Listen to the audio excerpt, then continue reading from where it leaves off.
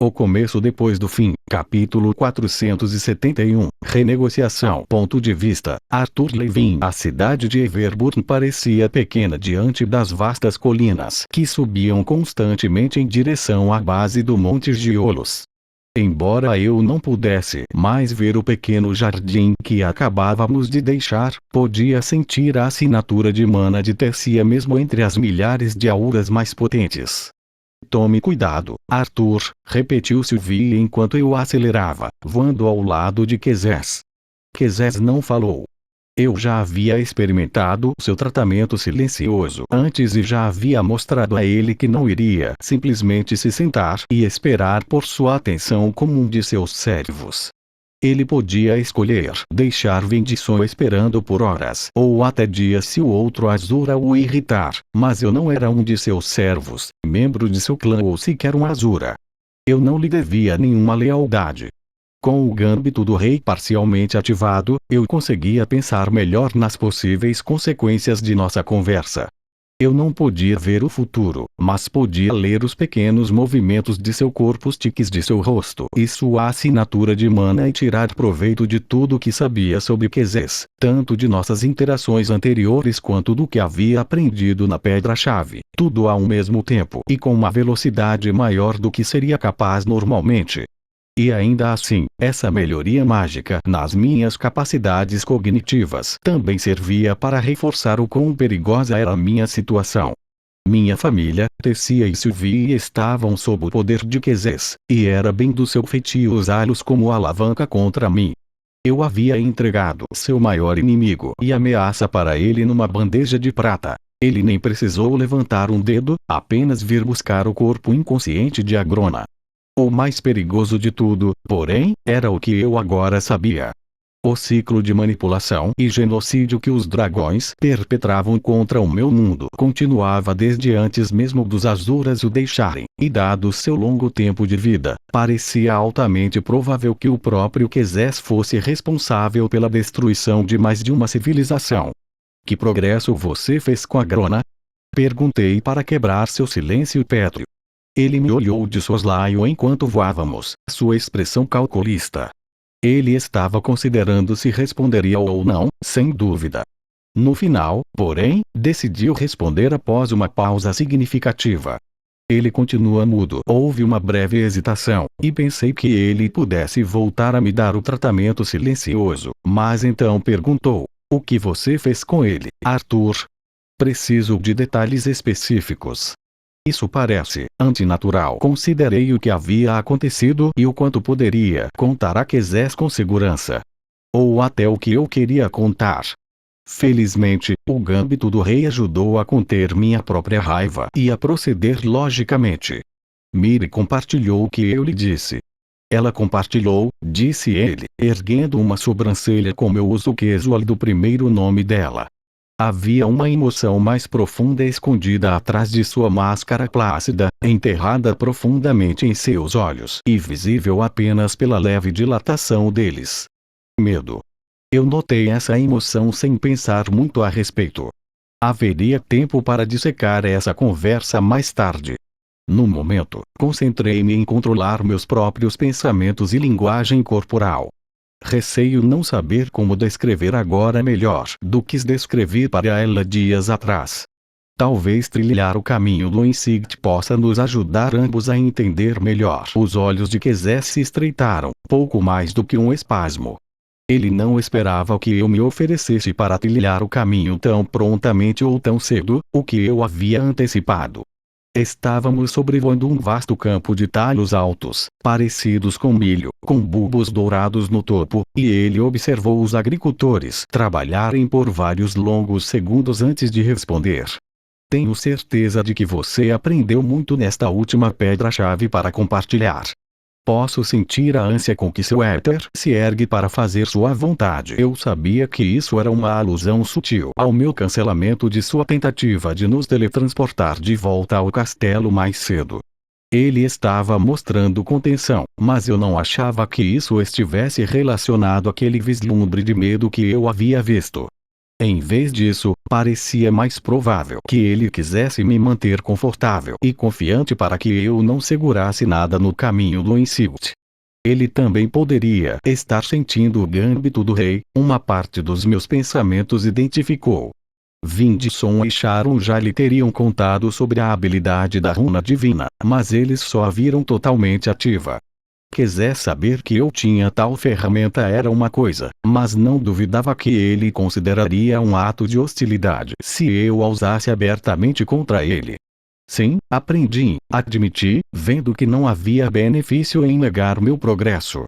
Não tenho dúvida de que posso compartilhar conhecimento suficiente para mantê-lo ocupado com sua pesquisa por bastante tempo. O que eu não disse, claro, foi que sabia que o controle dos dragões sobre o éter havia diminuído lentamente com o tempo.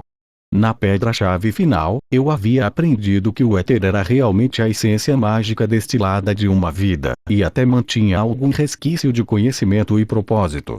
Os dragões haviam acabado com tantas vidas que o reino etérico agora estava repleto de remanescentes de pessoas que odiavam os dragões, e assim o éter se tornava cada vez mais difícil de direcionar para eles.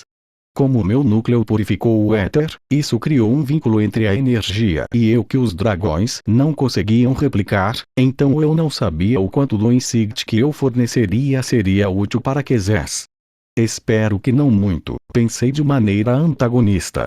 O castelo de Indrat surgia à nossa frente. Passamos por uma espécie de bolha invisível que ondulava sobre minha pele como água morna.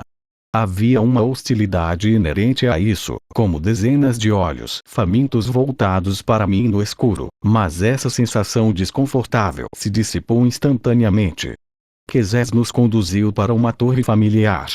As janelas arqueadas se abriam para olhar em todas as direções, algumas mostrando apenas os telhados íngremes do castelo, outras as colinas e campos distantes do domínio de Quezés. Estranhamente, achei que poderia distinguir Everbur na distância, embora nunca tivesse notado isso enquanto estava na torre antes. O anel desgastado no chão de pedra parecia ainda mais profundo do que antes, mas logicamente eu sabia que era um truque da minha percepção. Mostre-me, disse ele simplesmente, gesticulando para o caminho. Observei a pedra erodida pensativamente, considerando a runa divina do gâmbito do rei. Deixá-la ativo no caminho do insight aumentaria minha capacidade de controlar meus próprios pensamentos e lidar com qualquer magia que o caminho tivesse que extraísse o insight diretamente da minha mente. No entanto, também havia o risco de eu revelar mais sobre o gâmbito do rei do que eu queria, ou até mesmo de meus pensamentos ramificados levarem ideias ao caminho que eu não desejava. O fato de que a runa divina ampliava minha consciência e me permitia pensar em vários pensamentos em paralelo poderia ser uma bênção ou uma maldição, dependendo de como o caminho do insight funcionava. Infelizmente, eu não sabia o suficiente sobre ele para tomar uma decisão informada. Preciso de toda a vantagem, finalmente decidi, deixando a runa divina parcialmente ativada enquanto eu pisava no caminho. Meus pés se moviam por conta própria, e os ramos da minha mente se prendiam firmemente como uma armadilha de aço em torno das memórias do meu tempo na quarta pedra-chave. Primeiro, caminhei pela pedra-chave em si, um fio de pensamento focado em sua mecânica, outro reproduzindo as memórias de como as desvendei. Não havia versão desses eventos que eu pudesse tecer sem revelar o aspecto do destino, então mergulhei nessas memórias a seguir, nas conversas que tivemos. Concentrei-me atentamente na insistência do destino de que o reino etérico era antinatural e precisava ser rompido.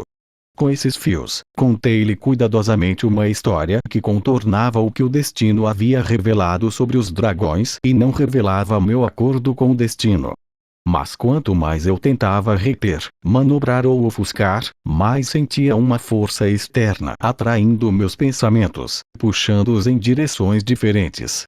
De repente, eu estava pensando sobre as pedras-chaves e os testes que foram necessários para reivindicá-las.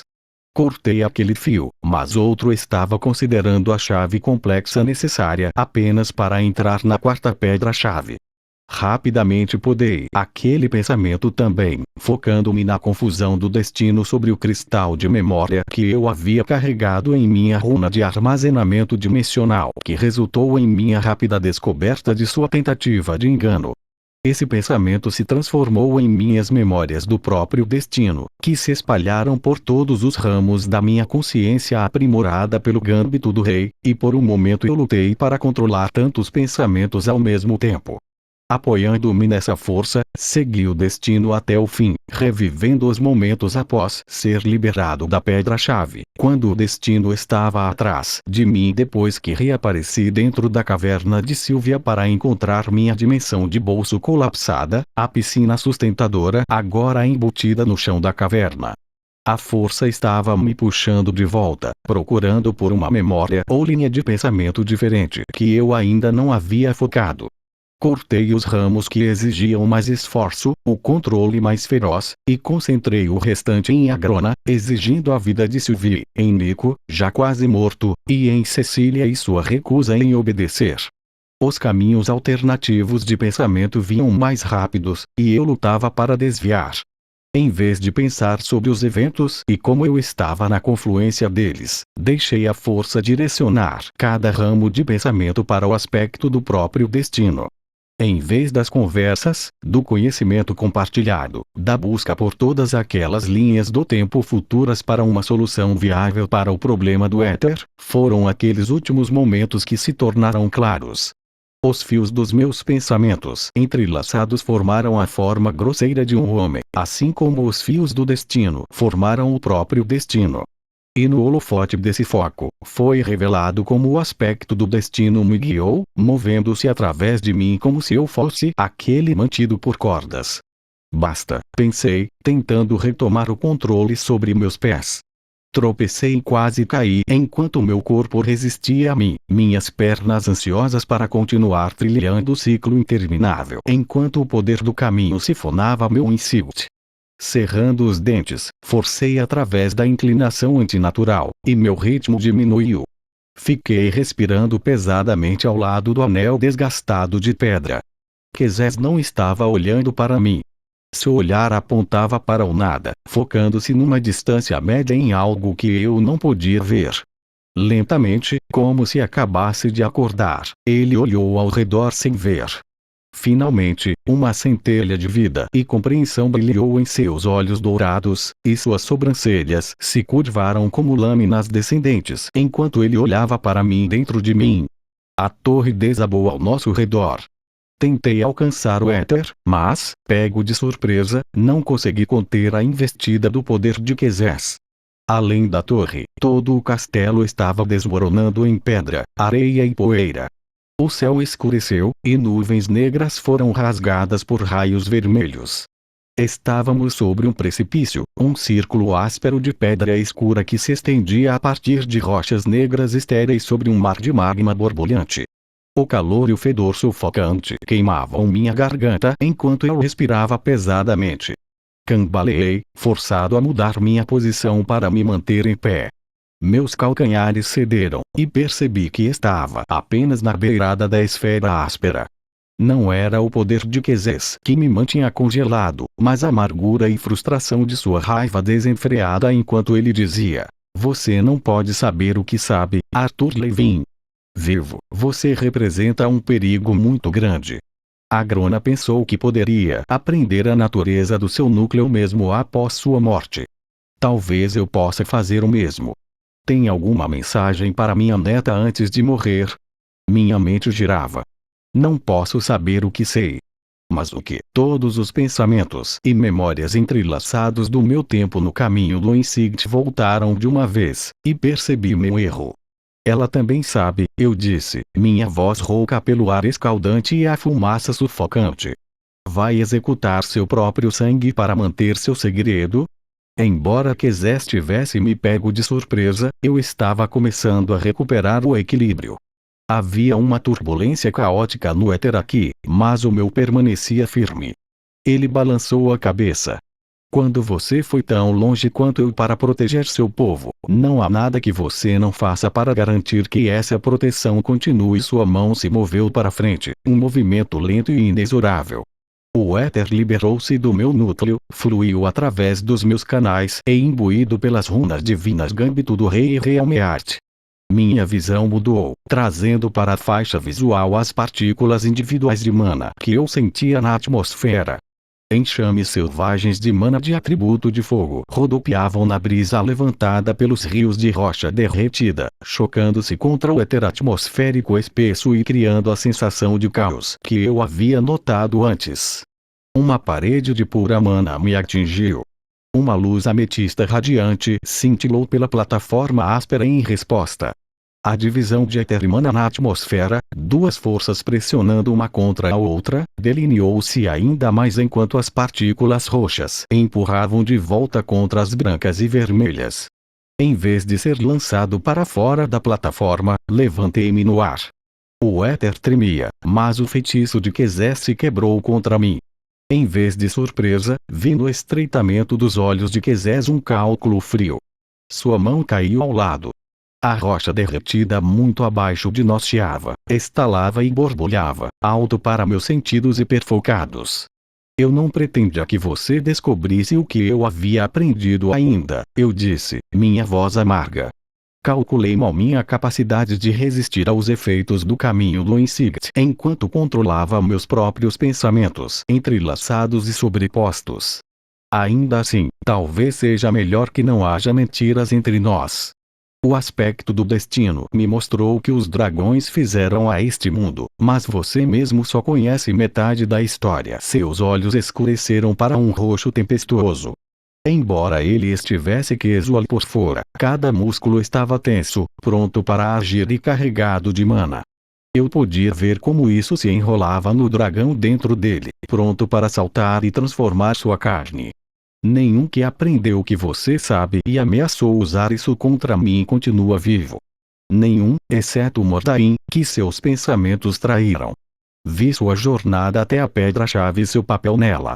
Todos esses séculos, e não só ele sobrevive, mas continua a trabalhar contra mim. Eu senti o gosto amargo da bile no fundo da garganta enquanto ele falava.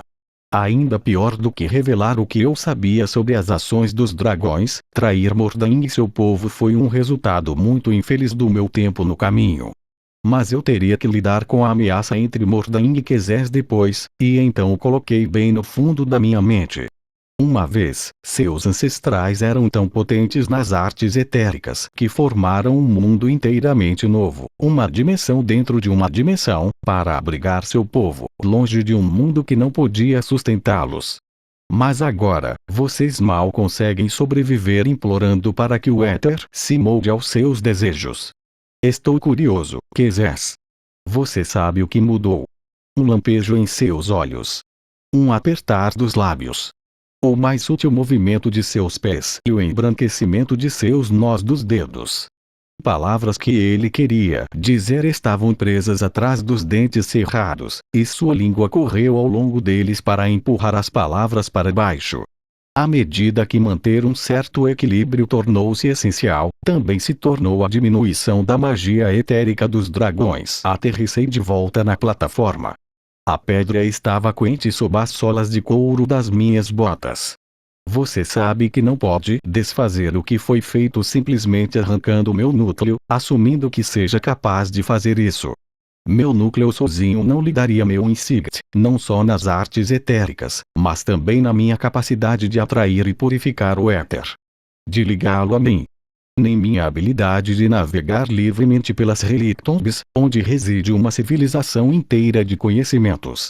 Eu reivindiquei e usei as pedras-chaves dos Dijin, encontrei o próprio destino. Só eu tenho o que você precisa, e apenas enquanto eu estiver vivo e cooperativo você terá acesso a isso. É por isso que essa pequena farsa nunca foi sobre me matar. Os olhos de Kezés se demoraram na coroa brilhante que eu podia ver refletida neles. O que faz você pensar que eu não estou disposto a fazer esse sacrifício? O fogo faminto queimando no seu peito. Kezés balançou a cabeça lentamente. Você realmente é incalculavelmente arrogante, criança. Outro fio do meu pensamento consciente agarrou-se a um detalhe. Embora Quezés tivesse sido muito cauteloso em não deixar suas emoções transparecerem, não havia nada que eu tivesse lido nele que achasse incomum, exceto talvez uma coisa. Quezés mostrou essa fachada de raiva porque meu conhecimento dos genocídios repetidos vazou no caminho do insult. Mas não houve sinal de surpresa nos eventos em si. Ele sabia sobre todos aqueles outros genocídios também, desde o começo. Acho que talvez devêssemos retomar sua caminhada a outra hora, depois que ambos tivermos processado esta conversa, disse Quezés.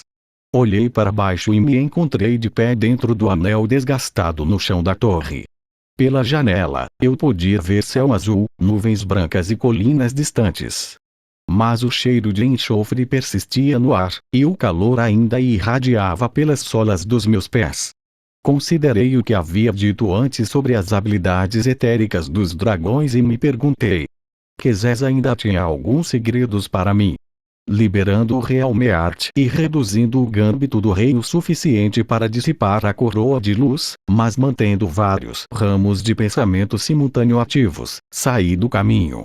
Acho que precisamos renegociar os termos do nosso acordo. Foi sua promessa defender meu povo, mas preciso de sua garantia de que este acordo se estende não apenas a Grona e os Alacrianos, mas também ao seu próprio povo. Quezés zombou, o raro deslize de seu controle. Você busca renegociar depois que minha parte do acordo já foi cumprida? Aproximei-me da janela voltada para Everburn, que ainda conseguia distinguir a muitos quilômetros de distância. Inclinei-me para a janela, com as mãos no peitoril. Considerando o que estou pedindo e por que, não vejo razão para você recusar. Virei de costas para Quezés e fechei os olhos para me concentrar melhor em meus outros sentidos. Minha habilidade de hiperfoco era muito menor sem o gâmbito do rei totalmente ativado, mas meus sentidos infundidos de éter ainda eram aguçados, e ainda tinha múltiplos fios de consciência funcionando em paralelo. Quezés flexionou os dedos. Seu pulso batia irregularmente. Sua respiração era forçada, muito controlada. Ele lambeu os lábios antes de falar. Você nem sabe o que está pedindo, Arthur. Então me esclareça, eu disse sem rodeios. Minha mente percorreu nossas conversas anteriores, mas mesmo com a runa divina, sua conversa sobre equilíbrio e sua cautela em enviar mais azuras mais fortes para o meu mundo ainda não fazia sentido completo para mim. Terminamos por agora, Quezés disse sem emoção, imóvel como uma estátua. Vou considerar sua proposta. Agora, você prefere voar de volta para Everburn ou posso nos teletransportar pela distância? Virei-me, encostei-me no peitoril e cruzei os braços. Esta conversa já durou o suficiente. Não vou impedi-lo de me teletransportar. Um pequeno movimento de sua sobrancelha foi o único sinal de sua irritação. Ele não perdeu tempo e não disse mais nada, mas o espaço se dobrou enquanto a torre se afastava, e de repente estávamos na sala de estar da nossa propriedade em Everburn. Houve uma pausa, então minha irmã, que estava sentada em uma cadeira ali, olhou para cima e soltou um grito assustado. Bo se eriçou ao lado dela, soltando um rosnado baixo e derrubando uma mesinha de latão delicada. Minha mãe entrou correndo na sala, a mana já se acumulando ao redor de sua mão, mas parou ao ver Quezés. Seus olhos foram de mim para Quezés, e ela fez uma reverência rígida. Ele, recuperando-se rapidamente, levantou-se e fez o mesmo. A cortina do quarto de Tessia se moveu, mas Tessia congelou na porta. Afastei-me de Quezés para ficar ao lado de ele e coloquei uma mão em seu ombro, oferecendo-lhe silenciosamente meu apoio. Para Tessia, pisquei rapidamente, dizendo que estava tudo bem. Ah, Lord Indrat, uma voz trêmula disse da cozinha, que se estendia da câmara central. Lord Ecleia estava parado ao lado da ilha da cozinha, parecendo incrivelmente deslocado. Como antes, notei sua pele pálida e enrugada, as cristas que corriam ao longo de suas têmporas e o filme branco leitoso que cobria seus olhos. Seu rosto enrugou ainda mais profundamente quando ele sorriu para nós. Ele não fez menção de se curvar. Ao lado dele, Miri fez uma reverência respeitosa para seu marido. Momento auspicioso. Lord Ecleia e eu estávamos discutindo uma proposta interessante do resto dos 8 grandes. Miri, usando a aparência jovem e bela que combinava perfeitamente com a de seu marido, saiu da cozinha e se moveu de forma régia para o lado de Quezés. Seus olhos se encontraram, ambos de um tom marcante de lavanda, e algo que eu não conseguia ler passou entre eles. Considerei que eles tinham algum tipo de telepatia, assim como eu com meus companheiros. Quando pensei em Sylvie e Regis, a cortina para a rua se abriu, Sylvie segurando-a de lado para que Regis pudesse entrar primeiro. Ele deu uma ampla volta em torno de Quezés ao se dirigir ao meu lado. A própria Sylvie moveu-se para uma parede e encostou-se nela, mantendo distância. Quezés se virou para ela, esperando. Ele espera que você o reconheça formalmente, pensei para ela. Eu sei, ela respondeu mentalmente, um tom de irritação em seus pensamentos. Mas não devo lealdade a ele. Dica tem é meu lar, não em Piotos. Segurei-me para não sorrir, enquanto Quezés continuava esperando silenciosamente. Lord Ecleia, ou Veron, como ele havia pedido para que eu o chamasse, deu uma tosse rouca. Arthur Levin e Lord Indrat, ambos as pessoas com quem eu queria falar. Verdadeiramente um momento oportuno. Quezés virou as costas para Sylvie, que permaneceu impassível. Talvez isso deva ser discutido em um ambiente mais oficial, Lord Ecleia, porque os outros têm discutido, e chegamos à decisão de que nós. Veron encostou-se no balcão que separava a sala de estar da cozinha, sorrindo de forma astuta que eu sabia ser uma projeção. Gostaríamos de formalmente nomear nossa crença de que Arthur Levin representa não apenas os interesses humanos em Epiotos, mas que ele próprio evoluiu, sendo agora o primeiro membro de um ramo inteiramente novo da família Azura. Os olhos de Veron brilharam enquanto ele olhava para cada membro do grupo agora na sala. O único som era um leve suspiro e o sussurro da cortina do quarto de Tessia caindo no lugar quando ela saiu de vista. Gostaríamos de oficializar uma petição para que essa nova raça Azura seja reconhecida, e que o clã Levin se torne seu clã fundador. Um sorriso feliz tremeu em seus lábios enrugados. Claro, uma nova raça exigiria a nomeação de um novo Lorde ou Lady, e um novo assento a ser adicionado aos 8 grandes. Ou 9, suponho. O velho Azura riu. No centro da sala, o olhar ardente de Quezés permaneceu no Lorde da raça Leviatã, evitando cuidadosamente o meu. Ao lado dele, no entanto, Miri me olhava com uma expressão feroz e sombria. Nós vamos ser da realeza. Regis e Elie disseram ao mesmo tempo, Regis bem alto e Elie quase sussurrando. Duvido que será tão simples assim, Sylvie respondeu mentalmente.